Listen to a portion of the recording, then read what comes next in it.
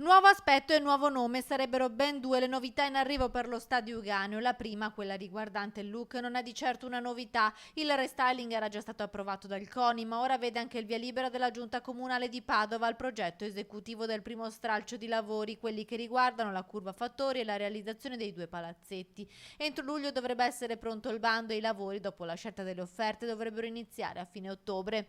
La seconda novità invece riguarda il nome, perché lo stadio Euganeo potrebbe non chiamarsi più così.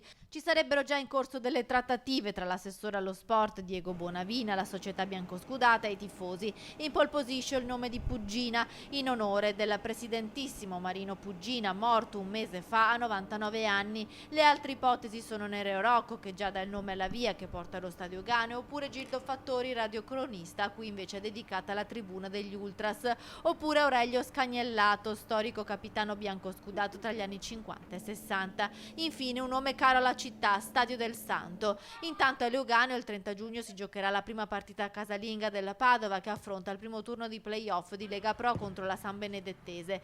Conta la mentalità, ha detto il centrocampista Emil Alfredson, reduce da settimane di quarantena nella sua terra natale, l'Islanda. Secondo me